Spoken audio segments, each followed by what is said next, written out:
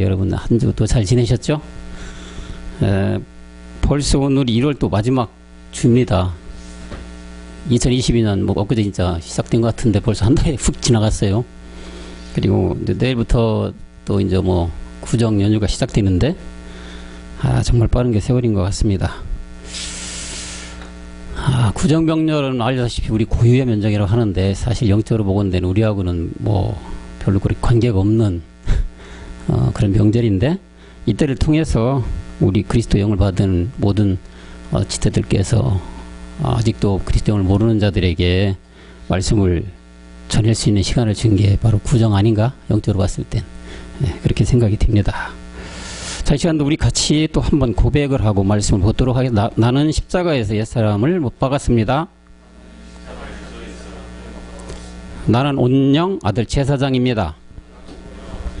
아멘. 말씀이 하심을 믿어서 말씀으로 나아지는 여러분 모두가 되시길 그리스도 영으로 축원합니다.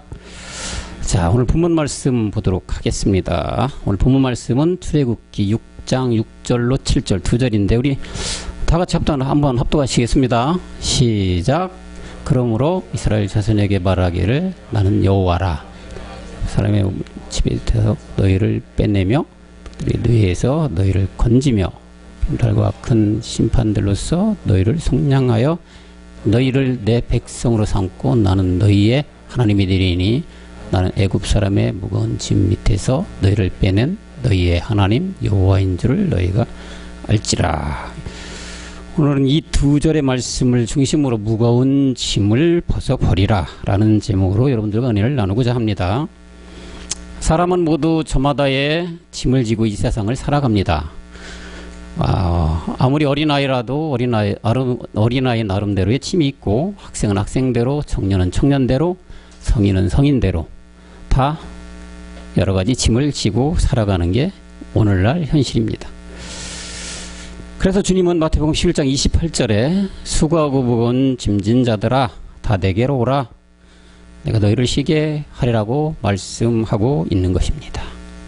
그런데 여러분, 이 말씀은 이 세상 사람들이 말하는 저마다의 짐을 진 그런 짐이 맞긴 한데 어렵고 힘들고 고통스럽고 고난을 말씀하는 그런 짐이 아닙니다.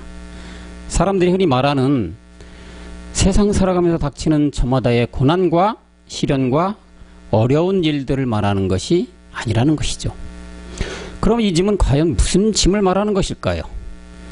늘 말씀드리지만 성경은 영적인 말씀을 하고 있으며 영적 세계를 말씀하는 것이기 때문에 이 말씀도 영적인 말씀을 우리에게 해주고 있는 것입니다. 그러기에 이 말씀은 사람이라면 지고 있는 짐이 맞긴 맞는 것인데 영적으로 무거운 짐을 지고 있다는 것입니다. 이런 면에서 볼 때 그럼 이 짐이 과연 그럼 뭐라는 얘기일까요? 네, 남녀노소 빈부귀천 것 없이 모두 다 짊어지고 있는 짐이죠. 아니, 사람이 응애하고 태어나면서 짊어진 짐이란 얘기예요. 이 짐인 바로 이 세상에 태어나면서 낙인 찍히는 너는 죄인이라는 이 본질의 죄인데 그 이름이 바로 옛사람 죄의 몸 사망의 몸인 그 짐을 성경은 말씀해주고 있다는 얘기죠.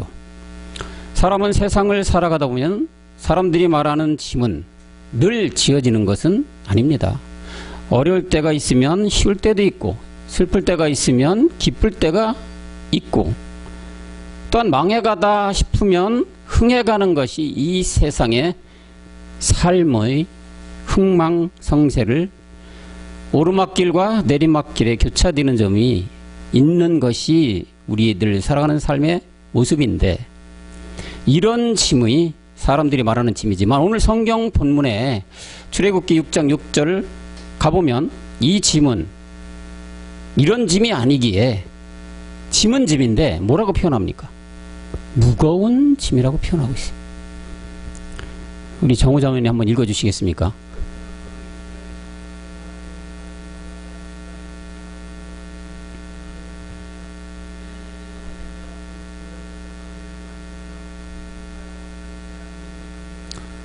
짐은 짐이 맞아요. 짐은 짐인데 뭐라고 표현하냐면요. 무거운 짐 밑에서 누구의? 애굽 사람의 무거운 짐 밑이라는 표현을 성경은 하고 있어요. 이 애굽 사람의 밑에서 지어진 이 무거운 짐이 여기서만 있을까요? 또 있습니다. 다른 것도 한번 가고 히브리서 12장 1절로 가볼게요. 자, 이건 지원 자매님 한번 읽어주세요.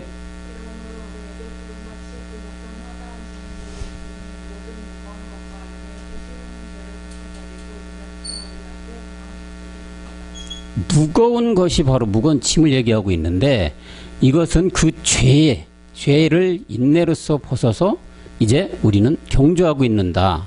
그 말씀을 히브리서 기자도 말씀을 해주고 있어요. 얼마나 힘들고 어려운 짐을 졌기에 모든 하나님은 이렇게 무거운 짐이라고 말씀하고 있을 거예요. 무거운 짐이 맞죠. 왜요? 태어나면서 짊어지고 평생 동안 짊어진 짐이니 얼마나 무거운 짐이 되겠습니까, 여러분? 그러기에 성경은 이 짐을 내려놓고 살아가라. 이 세상을 살아가라고 말씀하는 것이 성경입니다. 그런데 이 짐은 스스로 내려놓을 수가 없어요. 누군가의 도움이 절대적으로 필요한 짐이란 얘기죠. 그 누군가도 단 한 사람만이 이 짐을 내려줄 수 있는 그분이 바로 누굽니까? 여러분 잘 알고 있는 예수 그리스도만이 이 무거운 애굽 사람의 짐 밑에서 우리 짐을 내려줄 수가 있다는 얘기입니다. 전 인류가 지고 있는 짐, 바로 본질의 죄, 옛사람 죄의 사망의 몸을 십자가에서 내려놓게끔 해주신 것이 바로 그분이 누구냐? 예수 그리스도로 말미암아 된다는 얘기입니다. 그래서 이 무거운 짐을 내려놓게 하기 위해서 예수가 이 땅에 오셔서 그리스도가 된 건데 그것이 우리 너무 잘 아는 베드로전서 2장 24절이죠. 이렇게 그 무거운 짐을 당신께서 처리해 주심으로 말미암아 짐을 내려놓는 길을 열어놓으셨다. 친히 나무에 달려 그 몸을 우리 죄를 담당하셨으니 이는 우리로 하여금 죄에 대해 죽고 의에 대하여 살게 하람이라. 저가 책찍에 맞음으로 우리를 나음해 주었다. 이게 애굽 사람의 무거운 짐으로부터 주님께서 우리의 죄를 짐을 내려놓게 하기 위해서 이렇게 당신 스스로가 하셨다는 얘기예요. 이렇게 우리는 모두 평생 짊어지고 가는 이 무거운 짐을 반드시 벗어나야만 한다는 얘기입니다. 살아있을 때 벗어나야만 하는 것이죠. 목숨 끊어지고 이거는 벗을 수 없는 짐이 됩니다. 반드시 목숨을 부지하고 있을 때만이 이 짐을 벗어버리는 은혜를 입는 모든 여러분들이 되어야 될 줄로 믿습니다. 하나님은 그의 아들 예수 그리스도를 통해서 인류가 이 짐을 벗도록 이렇게 당신 몸을 직접 들여서 길을 열어 놓으신 겁니다. 그래서 누구든지 이 짐을 내려놓기 원하는 자는 이렇게 당신을 따라오라고 말하고 있어요. 그래서 마가복음 8장 34절에 그 말씀을 하고 있죠. 무리와 제자들을 불러 이르시되 아무든지 나를 따라오려거든. 나를 따라오는 게 아까 뭐였습니까? 애굽 사람들의 무거운 짐이 지어진 이거를 벗기 위한 나를 따라옴이죠. 그 따라오려거든 자기를 부인해라. 그리고 자기 십자가를 져라. 그리고 또 쫓아와야 된다. 이거를 벗고 짐을 내려놓은 너희한테 벗게 주었지만 끝나지 말고 나를 계속 따라오라. 이렇게 가는 것이 바로 무거운 짐을 내려놓는 길이란 얘기입니다. 바로 십자가에서 죽는 길이 무거운 짐을 벗어버리라는 길, 그런 길이란 얘기죠. 근데 이 길은 우리 혼자 죽으면 안 돼요. 단독으로 가서 죽으면 안 됩니다. 반드시 함께 죽는 것이 무거운 짐을 벗어버리는 정확한 그 죽음이란 얘기죠. 그래서 주님은 디모데후서 2장 11절에서 이렇게 말하죠. 혼자 가서 죽지 말고 어떻게 죽으라고요? 우리 상해병제님 읽어주셔요.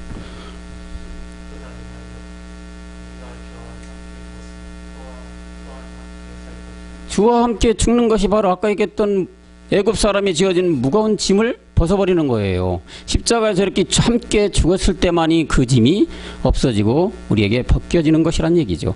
반드시 주와 함께 죽음으로만이 나면서부터 지워진 아주 무겁고 무거운 천근만근 되는 짐을 벗어버리게 됨을 우리는 명심해야 될 것입니다.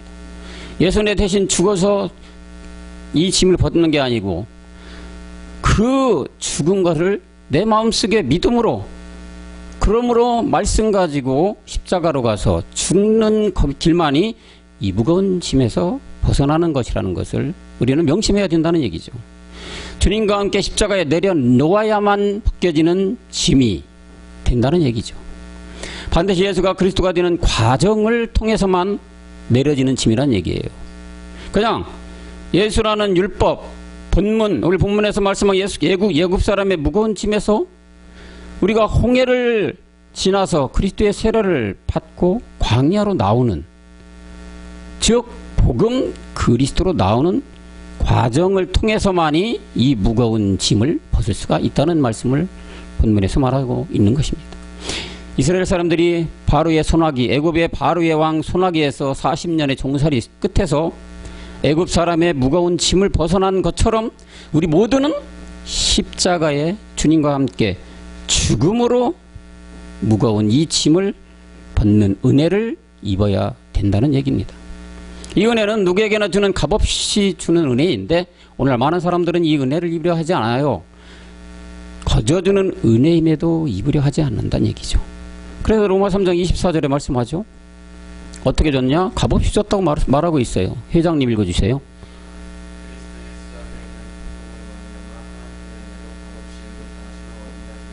값없이 의롭다 하심을 얻은 의인이 되려면 반드시 이 아주 무거운 짐을 십자가에서 버려야 된다는 얘기예요. 짐을 내려놓아야 이렇게 은혜 입은 자가 된다는 얘기죠. 그럼 값없이 얻는 이 은혜를 입는 것이 바로 뭘까요? 네, 오늘 무거운 짐을 벗는 은혜죠. 그런데 이 짐은 예수를 믿어서 벗는 것이 아니라 반드시 예수를 그리스도로 믿는 믿음으로 있는 은혜인 것입니다. 예수 내 대신 믿음 드는 거 아니고 흔히 말하는 예수를 그리스도를 예수를 믿는 이런 믿음으로 이 짐을 벗어버릴 수가 있는 것이 아니고 반드시 예수가 그리스도라는 그 믿음만이 하나님의 은혜를 입어서 그 은혜 입음으로 말미암아 애굽 사람의 짐, 여러분 애굽의 왕이 누구예요? 성경에서는 바로로 가지만 우리 이 세상을 살아가는 데는 옛뱀 마귀, 이 옛뱀 마귀가 이 세상을 들켜주고 있잖아요. 우리가 지금 이 세상 살아가는 애굽에서 벗어나지 못한 상태의 이 세상은 다 애굽이에요. 우리는 벗어났죠? 홍해를 가르고 나왔습니다. 우리는 뭐 어떻게 된 우리는 애굽의 생활이 아니에요. 이제 우리는 여기 있는 우리 청년부들은 애굽 생활이 아니에요. 우리는 뭐예요? 광야 생활을 하고 있어요. 광야 생활. 아직도 애굽의 바로의 왕 옛뱀 마귀 밑에서 종노릇 하는 사람들 얼마나 많아요. 이 세상은. 그 종노릇 하는 그것이 뭐냐? 본문을 말해서 얘기하는 뭐예요? 너무나도 무겁고 무거운 짐이 애굽 사람의 그 무거운 짐 밑이라고 써요. 성경 말씀이. 애굽 사람의 그 무거운 짐 밑에 깔려 있다는 얘기죠. 모든 사람들이, 예수 그리스도를 모르는 모든 사람들은 이 짐으로 말미암아 깔려 죽고 있다는 얘기잖아요. 밑에라는 말이 들어가 있다니까요. 출애굽기 6장 7절 한번 봐봐요. 제가 좀 성경을 찾아봤는데 무거운 짐이 들어가면 이 밑이라는 말이 들어가요. 짐 밑에. 그 얼마나 깔려 있다는 얘기예요. 죄송하지만 엊그저께 어디 채석장인가 어디 발파해가지고 돌에 깔려서 몇 분 죽었잖아요. 그죠? 돌에 깔려 죽는 만큼의 그 무거운 짐 밑에서 어떻게 되겠습니까? 죽을 수밖에 없죠. 사망으로 갈 수밖에 없는 거예요. 이런 짐 밑에 여기서 벗어나려면 반드시 예수를 그리스도로 믿는 믿음만이 가능한 것이고, 이 믿음이 우리를 이 짊어진 애굽 사람의 짐 밑에서 건져주는 길이라는 얘기죠. 바울은 이 말씀을 로마서 3장에서 잘 말씀해주고 있는데, 로마서 3장 22절에 가볼까요? 그것이 바로 뭐냐? 3장 22절에 곧 예수를 그리스도로 믿는 믿음, 이것만이 가능하다는 얘기예요. 그냥 사람의 의지와 노력과 어떤 자기의 신념으로 벗어날 수 있는 그런 벗어지는 짐이 아니고, 내려놓을 수 있는 짐이 아니고, 반드시 예수를 그리스도로 믿는 믿음만이 이 짐을 내려놓을 수 있고 벗어날 수 있는데, 그것이 바로 하나님의 의가 된다는 얘기죠. 이 짐을 벗어놓지 안 하면 그럼 어떻게 되는 겁니까? 하나님의 의라는 사람이라고 칭함을 받지 못한다는 얘기죠. 하나님이 보시는 의인이 되기 위해서는 반드시 이 무거운 짐을 어디에서요? 십자가에서 내려놓아야만이 된다는 얘기를 하고 있어요. 반드시 예수가 그리스도가 되는 믿음이 돼야만 하나님의 의가 되고 그렇게 믿는 자들만 나타난다. 그래서 이 의가 뭐냐? 우리는 성경을 통해 너무 잘 알고 있습니다. 사람들이 말하는 의인이 그런 의를 말하는 의가 아니죠. 남을 위해서 헌신하고 나라를 위해 목숨을 던지고 어떤 행위로 어떤 사람을 건져내는 그런 행위의 의를 말하는 것이 아니란 얘기죠.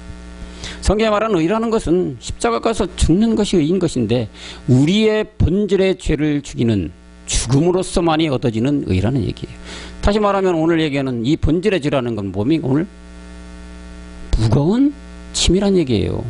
이거를 십자가에서 벗어지는 죽음만을 통해서만 얻어지는 것이 바로 성경이 말하는 의인이 되는 거라 이거죠. 혼자 죽어서도 안 되고 지금 얘기했다시피 로마서 6장 4절을 가지고 와야 되고 갈라디아서 2장 20절을 가지고 가야 되고 이런 말씀이 없는 죽음은 헛된 죽음이에요. 그냥 나는 십자가에 죽었다 메아리치는 괭갈이에요. 이런 믿음이 되면 안 되고 반드시 성경 말씀을 가지고 가야 된다는 얘기예요. 왜? 말씀이 하나님이에요. 말씀이 주예요. 주는 영이에요. 이 영과 같이 안 죽으면 우리는 거듭남이 될 수 없다는 얘기죠. 헛된 죽음이에요. 그냥 말 그대로. 그러면 거기에 구원이 있을까? 없어요. 함께 죽음이 있어야만 반드시 함께 부활된다고 하셨잖아요.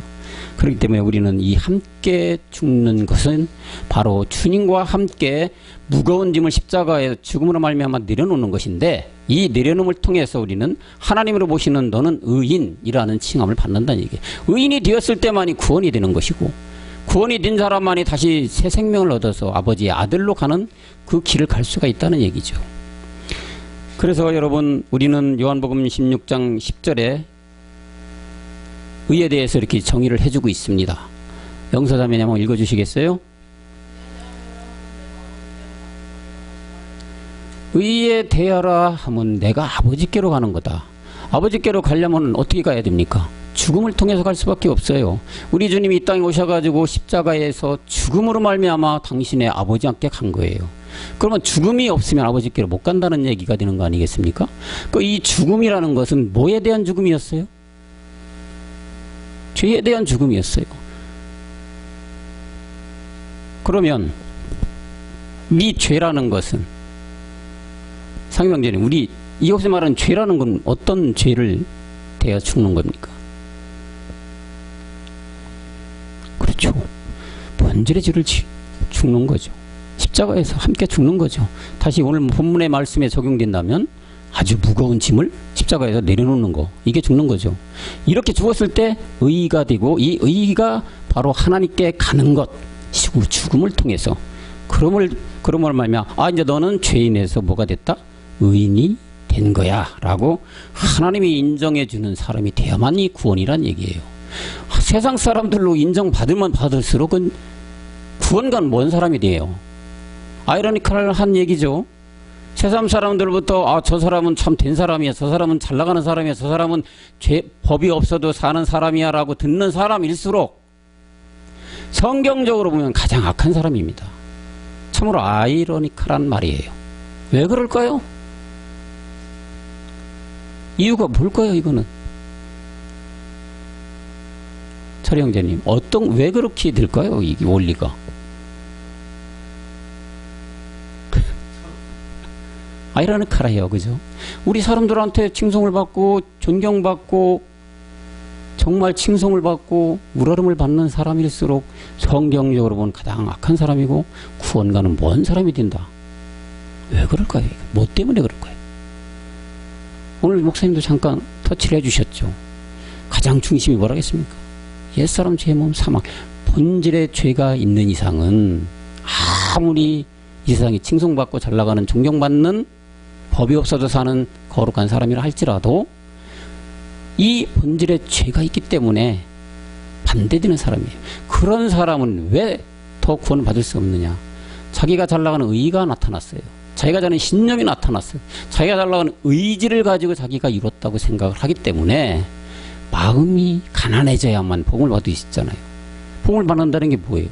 아, 정말 죄가 뭐였구나 라고 깨달음이 와야 되는데 그렇지가 않다는 얘기예요. 반대가 내가 내 의지로 내가 얼마나 노력해서 내가 이 자리까지 왔고 내가 이렇게 해서 대표이사 과장 됐고 내가 회장이 됐고 CEO가 됐고 아이고 떵떵거리고 전 세계 많은 재산을 모으고 지금 이렇게 가라간데 거기에 복음이 내 안에 있는 죄를 발견해야 되는 거예요. 그러면 내가 왜 어떻게 죄를 짓냐? 이거 깨달을 수가 있냐? 이게 못 깨달아요. 그렇기 때문에 이 세상에서 잘 나가는 사람일수록 부자일수록 그래서 성경은 그렇게 비유를 한 적이 있잖아요. 그게 뭐예요? 낙타가 바늘길을 통과하는 게 더 쉬울 거라겠어요. 부자가 이 복음 받는 것보다. 거기서 부자라는 거는 뭐예요? 옛사람 죄 못 깨달으면은 그런 사람이 될 수밖에 없다는 얘기죠. 그런 비유를 성경에서 말하고 있죠. 그래서 이 의인이 돼야만 우리는 하나님께 구원받은 자가 되고 하나님의 생명을 얻어서 정말로 우리가 아들로까지 가는 생명을 누리는 우리가 될 것인데 의가 십자가에서 죄를 죽이는 건데 이 죄는 본질의 죄, 옛사람 죄면 사망의 몸인데 오늘 본문 말씀에 견져본다면 애굽 사람의 무거운 짐 밑에 깔려있는 이 상태, 이것에서 벗어나는 것, 이것이 의인이 되는 것이다. 그것이 바로 구원이다. 혼자 가면 안 된다겠죠? 반드시 함께 죽음으로 말미암아 함께 부활되는 이런 생명이 되어야 된다는 얘기죠. 이 자리에 계신 우리 청년 모두는 이 의로운 사람들이 아버지의 아들로 달려가고도 있지만 아직도 오늘 본문에 애굽 사람의 무거운 짐 밑에 깔려 죽어가는 수많은 사람들이 있다는 것을 우리는 명심하고 이들을 구출해 내야 되는 거라는 얘기죠. 우리의 사명이죠, 이게. 애굽의 종에서 노연하게 이끌어 줘야 한다는 것입니다. 그 길로 인도해 주는 책무가 복음 받은 우리 모두에게 빚진 거예요. 그게 하나님께 빚진 게 바로 그거예요. 빚진 자 됐다는 얘기는 이거를 우리가 충성되게 달려가야 된다는 얘기죠. 그래서 하나님은 이는 우리 의지로 되는 것이 아니라 충성된 종으로 종의 역할을 다해가라 그렇게 말하는 거지. 이 종의 역할이라는 것은 주신 것을 그대로 더하거나 패지도 않고 있는 그대로 전달해 주는 것이 종의 역할이죠. 자기 것을 더하고 준 것을 빼고 이러는 것은 종의 본분을 다하는 게 아니에요. 있는 것, 준 것 그대로 갖다가 그대로 전달해 주는 것. 이렇게 된 것이 충성된 종이라고 말하는 거죠. 그래서 고린도전서 4장 2절에 맡은 자들에게는 구할 것은 충성이라고 하는 거예요. 그래서 맡은 자, 우리가 무슨 맡음을 받은 겁니까? 무슨 책무를 맡았습니까? 무슨 하나님의 이 명령을 받은 우리입니까, 여러분?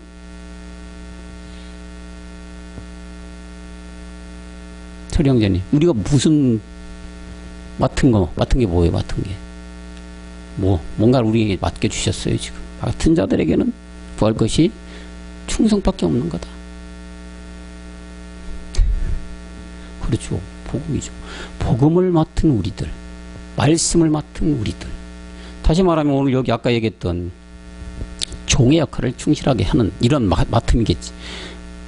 우리 목사님 잠깐 맨날 비유를 하잖아요. 택배기사가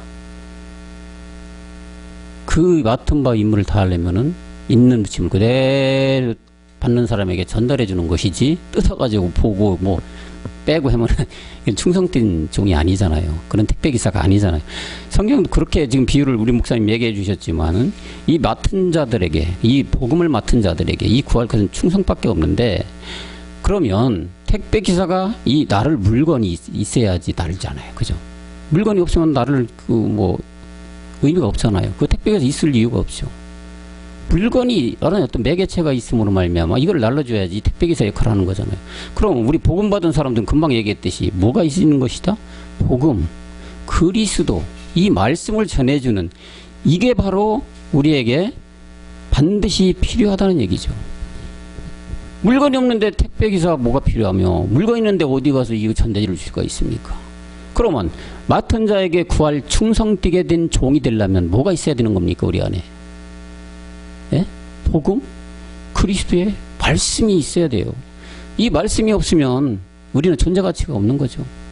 택배기사가 물건 없이 나르는 이런 택배기사 필요가 없듯이 복음이 반드시 우리에게는 있어야 돼요. 말씀이 있어야 돼요. 그래야 충성된 종의 역할을 다할 것이고 종처럼 우리에게 하나님께 정말로 그 역할을 다 책무를 다해가는 우리가 돼야 된다는 것이죠. 이런 물건이 없고 전달해 줄 것이 없는데 그럼 뭡니까? 빈 깡통만 요란하게 나는 거죠. 수리만. 이러면 안 된다는 얘기죠. 그래서 우리는 이 말씀을 맡은 자, 복음 그리스도를 맡은 자로서 이 책무를 다해가야 되는데 이거를 우리는 항상 힘쓰고 뭔가를 자꾸 하나님께 구해야 된다고 사도 바울은 얘기했어요. 어디에서? 에베소 6장 19절에 나옵니다. 그 말씀이. 이 충성된 종으로 달려고 뭔가 매개치가 없으면 안 된다는 얘기예요. 우리 영도서 자매님 한번 읽어주실래요?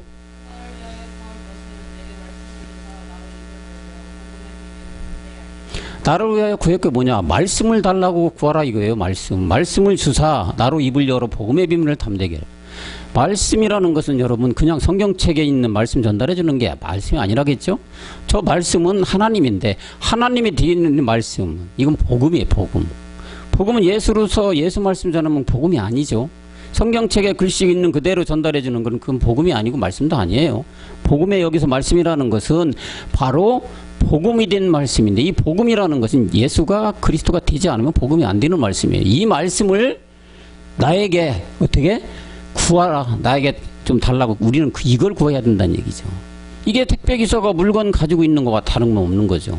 이런 말씀, 복음 말씀이 없으면 우리는 택배기사가 물건 없이 그냥 이리 방황 저리 방황 아무 유익이 없는 헛수고하는 사람밖에 안 되는 거예요. 그래서 사도 바울도 입을 벌려서 복음의 비밀을 담대히 알려야 되는데 그렇게 알리게 되려면 바로 뭘? 말씀을 주사. 하나님 우리에게 말씀을 주세요. 복음의 말씀을 주세요. 이렇게 구해야 된다는 얘기죠. 이거에 늘 전념해야 된다는 얘기예요. 말씀이 없는 우리의 복음받은 사람들이라는 사람이라면 하나님이 보시기에는 정말 빈깡통 울리는 꽹과리밖에 안 됩니다. 그렇기 때문에 항상 말씀에 전념하시는 저와 여러분이 되어야 될 줄로 믿습니다. 그래서 아시다시피 올해는 여러분들 잘 아시는 2022년 올해는 이방시대가 도래된 원년이라고 하셨어요. 우리 목사님. 그래서 멜기세덱 복음 그리스도가 이제 전 세계 만방에 퍼져야 됩니다. 물론 멜기세덱 복음 이 그리스도는 2030에 따라 우리는 그 길을 가고 있지만 아직도 멜기세덱 모르는 사람들이 많아요. 일단은 이 무거운 짐에서 벗어나야 되는 사람들이 너무 많아요. 전 세계에는 이 무거운 짐 예구의 바로의 밑에 그 깔려서 죽어가는 이 혼들이 너무 많다는 얘기예요. 이들을 위해서 우리는 먼저 이방시대에 돌아오는 이 원년 차원에서 우리는 복음을 전 세계에 전해야 된다는 말씀을 하고 있는데 그래서 에베소서 3장 6절에 이방에서 택해서 너희들을 쓸 거라고 했어요. 원래는 유대인한테 갔어요. 복음 그리스도는. 안 받아들였어요. 십자가에 죽여버렸단 말이에요. 그러니까 이방한테로 넘어왔어요. 유대인이 아닌 다른 우리 이방 사람들한테 넘어오는데 그 시대의 원년이라면 여러분 복음 그리스도가 만방에 퍼져나가는 시대예요. 이것이 출발점이 올해란 얘기예요. 그래서 이 말씀이 나온 거죠. 회장님 한번 더 읽어주실래요?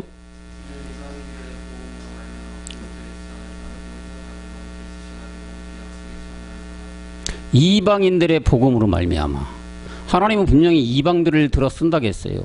이방들을 들어서 복음의 원년 올해 말씀으로 말미암아서 그리스도 예수 안에 있는 사람과 함께 후사가 돼야 된다. 예수 안에 있는 사람이 아니에요. 성경은 정말로 말씀의 뜻이 있는데 그 말씀의 뜻을 잘 깨달아가는 것이 성경 말씀을 정확하게 이해하고 그 성경대로 이해하고 깨달아가야만이 생명이 우리한테 유입이 돼서 구원도 받고 생명으로 나아가서 결국 아들로 가는 것인데 이게 안 되니까 분명하게 예수 그리스도도 아니에요. 그리스도 예수 안에서 함께 후사가 돼야 된다. 저 후사라는 것은 그냥 이어서 그냥 그걸로 아들로 가는 게 아니에요. 저 후사라는 거는 이 세상에 없는 후사예요. 신의 아들의 후사예요. 데우스의 후사예요. 다시 말하면 신령한 부활의 몸을 멜기세덱과 함께 있는 그 부활의 몸을 후사가 되고 또 함께 지체가 되고 함께 약속에 참여하는 자다. 저 약속이라는 것도 중요하죠, 여러분. 우리는 증인이 아니에요. 증인은 이미 선진들이 다 일어났어요. 우리는 그리스도의 복음의 증인이지만 그 증인 속에 더 나아가는 약속에 참여되는 이런 영광을 누려야 된다는 얘기죠. 사도 바울은 이 한 절에서 진짜 다 이방에게 복음이 전해지고 이들이 주역이 돼서 그리스도 예수가 아내가 되고 또 더 나아가서는 데우스의 생명 받는 후사도 되고 더 나아가서는 약속으로 말미암아 하나님의 영광을 누리는 자들이 된다고 낱낱하게 말씀을 해주고 있어요. 또 이제 그 말라기 1장 11절 가보겠습니다. 이거는 우리도 또 이것도 잘 아는 말씀이죠. 이것도 마찬가지 우리의 복음의 이방의 원년인 복음의 시대가 돌아있기 때문에 지원자매님이 좀 긴 거 한번 읽어주시겠어요?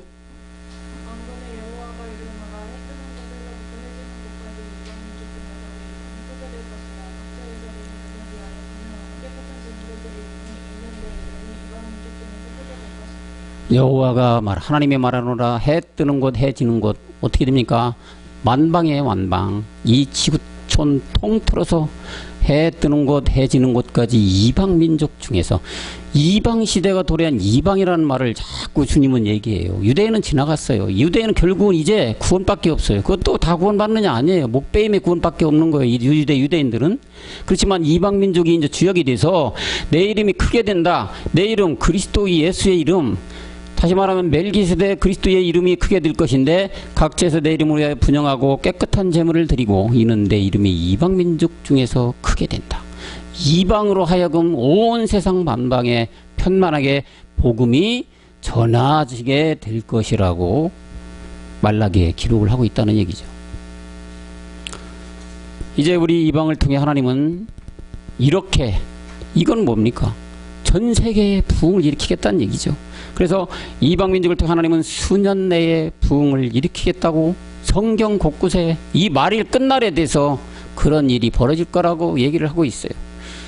그래서 우리가 하박국 3장 2절의 대표적인 말씀이죠.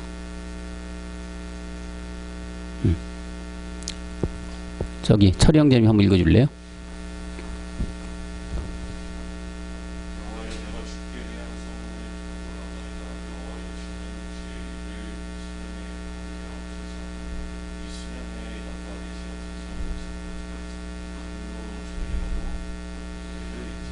여러분 지금은 말일입니다. 끝날입니다. 곳곳에 여러 가지 자연재해가 있다는 거 다 보면은 다 끝날이에요. 주는 주의 일에 이 수년 내에 부흥께 되는 이 끝날이에요. 수년 내의 부흥이라는 것은 거의 이제 말일 끝날이 왔다. 그때는 이방을 통해서 이 부흥되는 게 어떤 부흥입니까? 사람 많이 모으고 큰 교회 세우고 이런 부흥입니까? 아닙니다. 이거는 율법에서 말하는 부흥이에요. 우리는 그런 부흥이 아니에요. 이 부흥이라는 것은 복음이 만방에 전해지는 게 우리의 부흥이에요. 우리 교회에 많은 사람들 끌어모으고 수천억을 벌어서 큰 성전 짓고 하나님께 영광 돌린다 이런 부흥은 아니에요. 대개 성경에 나오는 부흥이라고 하면은 율법교회에 있는 사람들 또한 세상 사람들은 그런 부흥을 꿈꾸고 그런 부흥을 위해서 달려가죠. 그런 부흥을 됐죠 지금까지는. 왜? 율법 안에서 지금 부흥이 된 교회들이 너무 많아요. 그렇지만 이 부흥이 진정한 부흥이 아니었기 때문에 하나님이 보시는 영적 부흥이 아니었기 때문에 지금 다 어떻게 됐습니까? 다 초토화됐습니다. 큰 게 다 무너져 내렸습니다. 더더군다나 지금 이제 코로나로 인해 완전히 싸그리 스룹바벨의 평지가 다 되었어요. 이런 걸 봤을 때 성경 말씀은 어떤 말씀을 하고 있는 겁니까? 영적인 말씀으로 하고 있다는 얘기를 분명하게 그런 상황을 통해서도 그런 세상이 돌아가는 걸 통해서도 이거는 세상에 보여지는 우리가 보여지는 현실 속에서 이루어지는 그런 얘기를 하는 것이 아니고 영적인 말씀을 하고 있다는 걸 증명해 주는 거잖아요. 만약에 그런 교회들이 더 크고 더 부흥됐다면은 더 큰 걸로 더 나가야 되겠죠. 전 세상을 호령하는 그런 교회와 목사들이 되었어야 되겠지만 그런 원리로 봤을 때는 그렇지만 지금 없다니까요. 다 무너져 내렸어요. 잘 나가는 여의도 교회도 다 무너진 쪼갠다고 그러잖아요. 더 나아간 전 세계로 유명한 수정교회 무너진 지가 옛날입니다. 어떻게 됐습니까 수정교회? 이 바알의 원상인 어디로 갔어요? 천주교로 팔렸어요. 지금 팔려가지고 그것도 천주교로 하고 무슨 들리는 얘기는 뭐 유흥업소인가 어떻게 해가지고 그렇게 쓰이고 있답니다. 그럼 하나님이 부흥을 일으킨다. 그런 부흥이 아니라는 거잖아요. 우리는 이런 말씀을 통해서 지어진 현실을 통해서도 성경에서 말하는 저 부흥이라는 것은 육적으로 보여지고 눈으로 보여지고 잘 나가는 이런 목사나 큰 교회 수천억 벌어들이는 이런 부흥이 아니고 영적인 부흥을 일으키겠다는 얘기입니다. 영적인 부흥이라는 게 뭡니까? 아버지, 우리가 얘기하는 영이라는 건 그리스도의 영이죠. 그죠? 주의 영이죠. 그 영이라는 것은 하나님이고 말씀이에요. 이 말씀의 부흥이 전 세계에 너희를 통해서 이룩할 것이다. 언제? 이 끝날에. 그래서 하박국 선지자는 너희가 다 하박국이다. 하박국이 돼서 언제? 마지막 끝날에 우리 이방 모든 복음받은 자는 하박국 선지자예요. 우리가.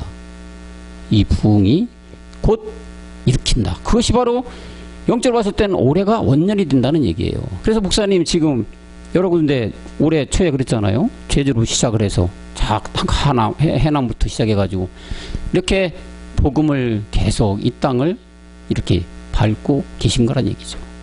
이걸 우리가 영적으로 봐야 된다는 얘기예요. 이런 일의 주인공들이 바로 이방, 여기 계신 여러분과 저가 주인공이란 얘기고, 사도 바울은 사도행전 1장 8절에서 말씀하는 복음, 그리스도의 증인이 되라, 그런 얘기죠. 사도행전 1장 8절에 보면은 여기 우리 상해방전에 한번 더 읽어줄래요?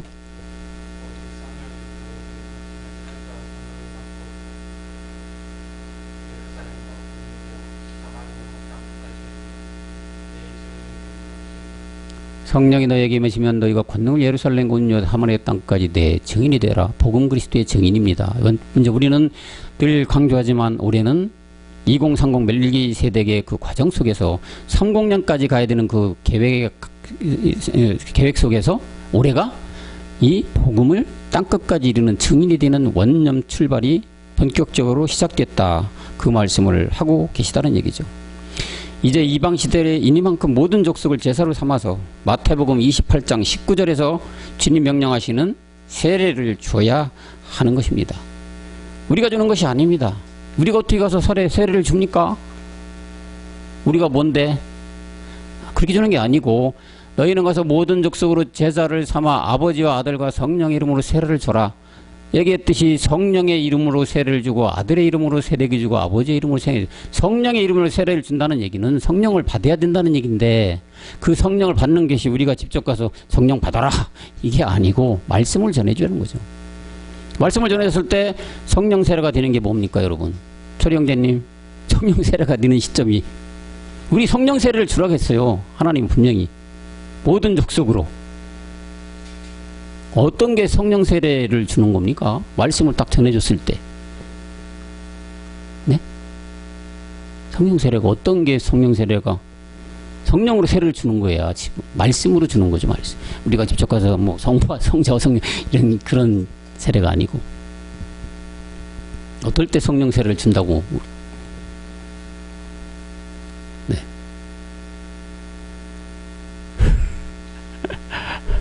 지원자면이 한번 답을 좀 해줘봐요. 그럼요. 그렇죠. 죄를 깨닫는 시점이 성령 세례가 된 시점이에요. 물 세례는 아무것도 아니죠. 물 세례는 물로다가 세례를 주노라, 이 목사님들이 성부와 성자와 성령, 이거 율법에서 우리는 그런 거는 사실은 세례도 아니지. 중요한 건 성령 세례가 먼저 돼야 돼요. 성령 세례라는 것은 딱 복음을 전해줬을 때, 정말 우리 죄 안에 있는, 내 안에 죄 있는 게, 이게 행위의 죄가 아니구나. 내 안에 정말 이런 하나님과 원수되는 죄가 있었네. 아담 한 사람으로 지었던 그 죄가 내 안에도 있었네. 이거를 발견하는 거예요. 딱 깨닫는 거야. 그렇구나. 이 죄가 정말 성경에 보는 죄였구나. 이렇게 딱 깨달아지는 말씀이 내한테 응하지는 것이 성령 세례예요. 그럼 그 죄를 딱 깨달았잖아요. 그죠? 그러면 그 깨달은 죄를 그냥 가지고 있을 사람이 없어요. 이 성령이 어디로 인도해요? 그 죄를 처리하라고 자꾸 그러는 거죠. 너 가서 그 죄를 처리해야 된다. 너 그 죄를 없애야 된다.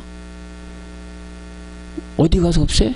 십자가로 가야 돼. 그러면 너 십자가로 가서 죽어야 돼. 그리스도와 함께 죽어야 돼. 그래야지 이게 네 죄가 아예 없어져.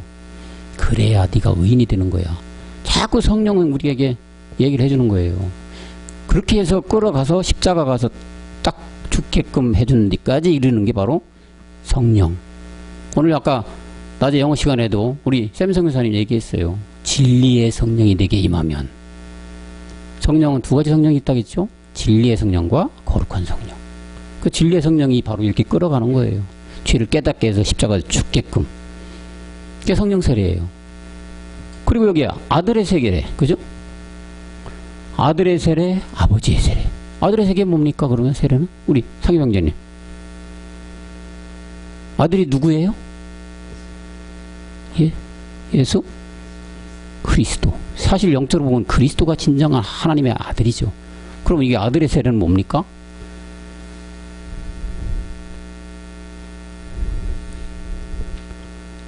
아까 우리 은혜자매님 잠깐 기도했을 때 우리가 아는 거라도 잠깐 자꾸 다져가야 된다는 얘기죠. 이렇게 딱 했을 때 성령 세례 뭐야? 아까 직원자매님 얘기했듯이 딱 뭔가 이렇게 딱 나타나야 되겠지. 그래야 전해질 수 있겠지. 아까 그렇게 전해주는 곳이 아까 뭐예요? 택배기사가 물건을 가지고 있는 거예요. 그게. 그 물건을 가지고 없으면 어떻게 줍니까? 물건이 없는데. 그게 딱 성령 세례. 그래, 죄를 딱 깨닫는 시점이야. 십자가에서 죽으라는 게 성령 세례예요. 이렇게 딱 나와요. 그러면 여기 아들 세례. 그리스도의 세례라는 거죠. 그죠? 그리스도의 세례는 그럼 어떤 세계가 그리스도의 세계입니까?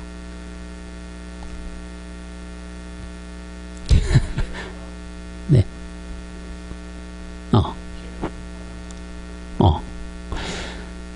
네, 죄를 깨달아서 내가 본질의 죄가 옛사람 죄 몸 사망의 몸이구나 이거를 깨달아서 십자가가 죽게끔 딱 인도해가는 게 아까 얘기했어요. 진리의 성령이죠. 진리의 성령이 십자가에서 딱 죄를 죽였어 말이에요. 이거는 성령 세례라고 했어. 근데 봅니까? 아들 세례가 있어요. 그럼 아들 세례라는 거는 세례라는 거 이거하고 틀릴 거 아니겠어요? 똑같은 걸 써놓은 건 아니잖아. 그럼 어떤 게 아들 세례라는 얘기예요? 뭐가? 아들이 누구라 했습니까? 그리스도. 네. 그리스도가 아들이야. 하나님의 아들. 그럼 아들의 세례라는 것은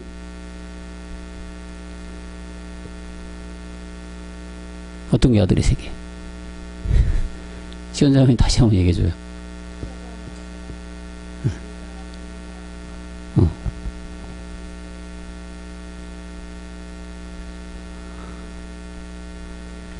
그쵸. 물론 이제 좀 이렇게 좀 민감한 이런 그런 과정인데 죄를 딱 깨달았으니까 이제까지 십자가에 죽었잖아요. 그죠? 죽었을 때 뭐가 우리한테 들어와요? 그리스도의 영이 들어와요. 그리스도의 영이 들어온 상태가 그리스도의 세례가 된 거예요. 아들의 세례야 그게.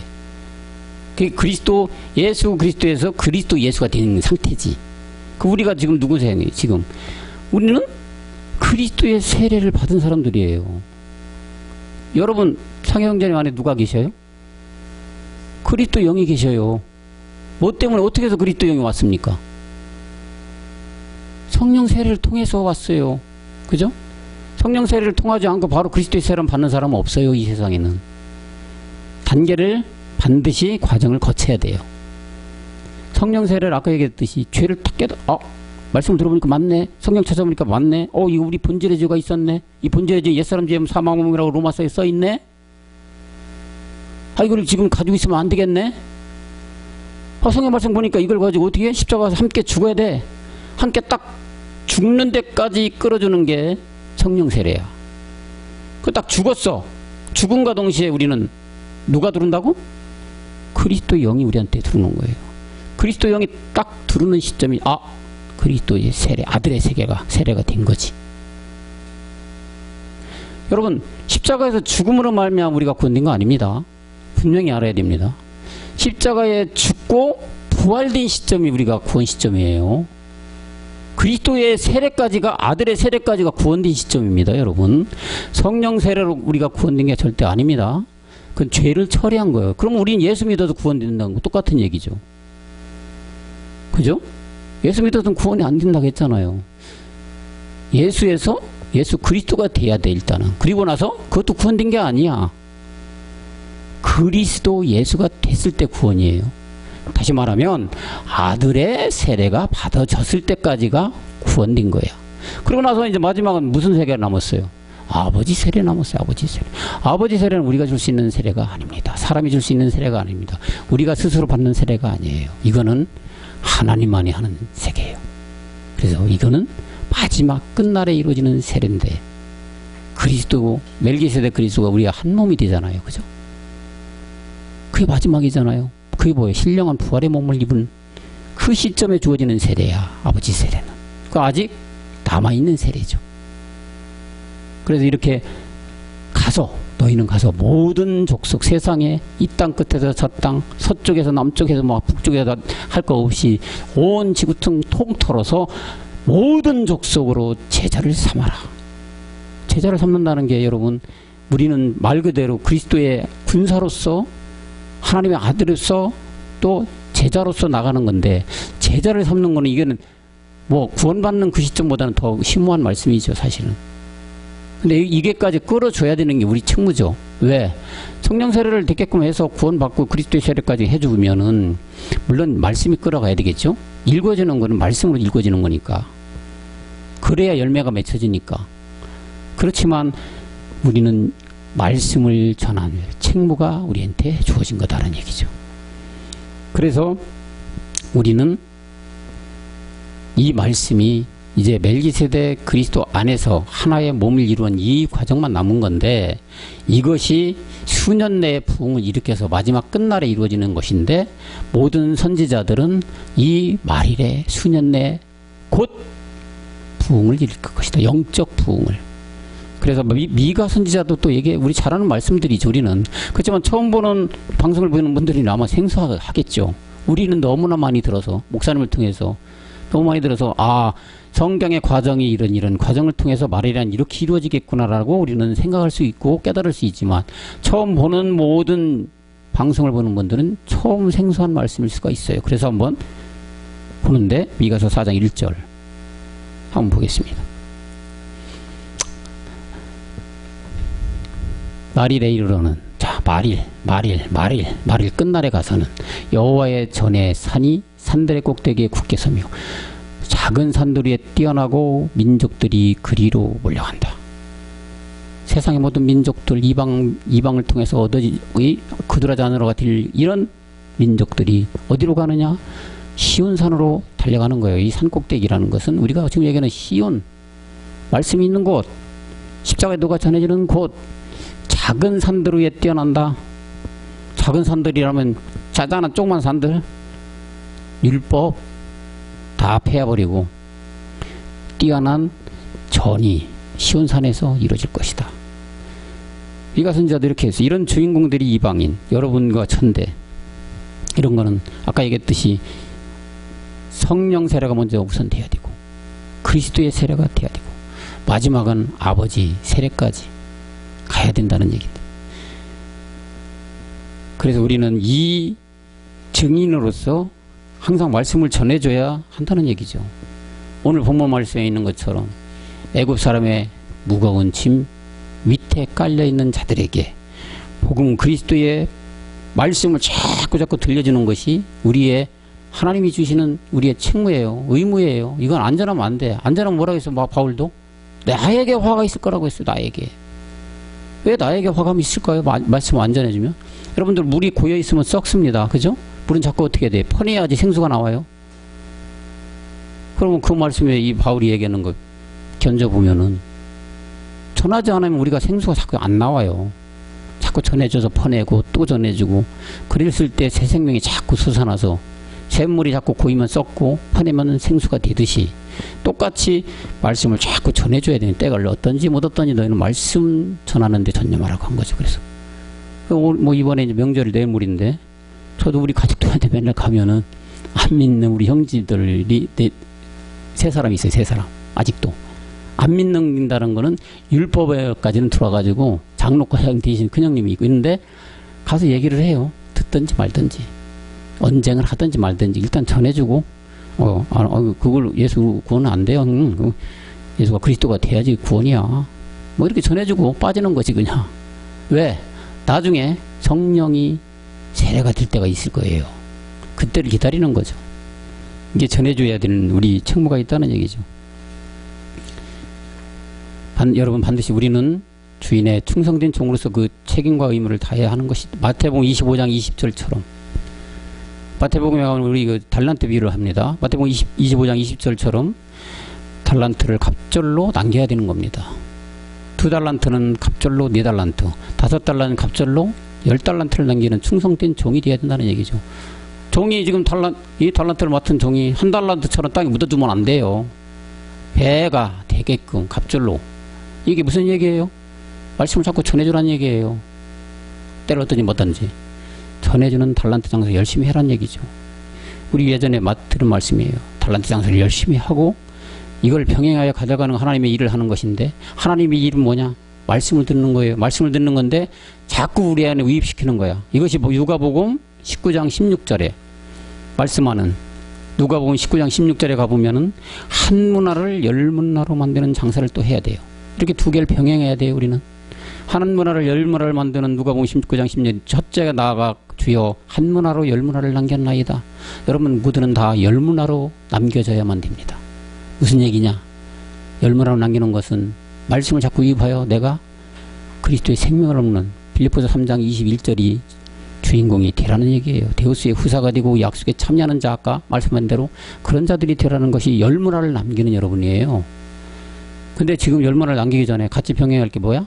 2달란트, 4달란트, 5달란트, 10달란트를 남기는 복음을 열심히 전해주는 그런 책무와 의무, 그리스도의 군사, 이걸 잊지 말아야 된다는 얘기죠. 그래서 이것이 바로 아까 얘기했던 에베소서 3장 6절에 이는 누구한테? 이방인들로 복음으로 말미암아 그리스도 예수 안에서 함께 후사가 되어가고 지체도 되고 약속에 참여하는 우리가 되는데, 이렇게 하나님의 데우스가 되고 후사가 되고 참여된 자들은 성경에는 어떻게 비유를 하고 있느냐?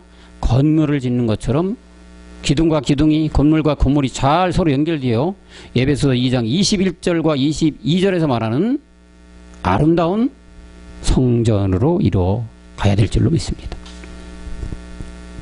자, 이 두 절은 한번 합독해보겠습니다. 에베소서 2장 21절과 22절 시작. 성전이 되어가고 너희도 성령 안에서 하나님의 거하실 처소가 되기 위하여 예수 안에서 함께 지어져 간다. 성전 되어야 된다는 건데, 성전은 우리가 눈으로 보여지는 그런 성전이 아니라 우리의 심령의 성전입니다. 다시 말하면 영원히 죽지 않는, 먹어도 되고 안 먹어도 되는 영의 순환이 되는 살아있는 데우스의 생명을 얻는, 정말로 아들로 나아가는 그런 처소, 그런 성전, 이뤄가는 우리 모두가 되어야 될 줄로 믿습니다. 이방 시대를 맞아 우리는 모든 족속을 제사를 삼기 위해서 복음 그리스도를 전하여 오늘 본문 말씀에 애굽 사람의 무거운 짐 밑에 깔려 죽어가는 혼들을 살리고, 우리는 근원의 말씀을 잘 듣고, 요즘 목사님 근원의 말씀을 자꾸 하십니다. 여러분 근원의 말씀을 자꾸 하신다는 얘기는 그 때가 이르렀기 때문에 자꾸 근원의 말씀을 해주시는데, 잘 들어서 유계신비에 오롯이 잘 새겨서 성전을 잘 지어 마침내 늘 얘기하는 빌립보서 3장 21절에 낮은 몸이 영광의 몸으로 덧입어가는 여러분 모두를 되시기를 그리스도 영으로 축원합니다. 기도하겠습니다. 하나님 아버지, 참으로 감사합니다. 우리의 고유의 명절이라는 설을 맞아서 모든 사람들은 이리저리 움직이고 있습니다. 하나님, 우리가 볼 때는 저 움직임이 과연 그리스도의 영이 얼마나 있는 사람들이 움직이는 것이며, 하나님을 알고 움직이는 사람들이 과연 얼마나 있겠습니까? 주님, 긍휼 중에도 굽혀 살펴주시고 긍휼 중에도 은혜를 베풀어 주옵소서. 이 시대에 살아가는 모든 사람들은, 특히 율법 안에 있는, 매여 있는 오늘 본문 말씀처럼 애굽 사람의 그 무거운 짐 밑에 깔려 죽어가는 많은 혼들은 전 지구촌에 얼마나 많은지 모릅니다. 이들을 위하여 우리는 복음 그리스도의 증인으로서 한 문화를 10문화를 만들어가고, 2달란트는 4달란트로, 5달란트는 10달란트로 남기는 충성된 종의 역할을 잘 해가는 우리 모두가 될 수 있도록 은혜를 내려 주시옵소서. 모든 말씀 멜기세덱 그리스도 이름으로 간절히 기도하였습니다. 아멘. 여러분 수고하셨습니다.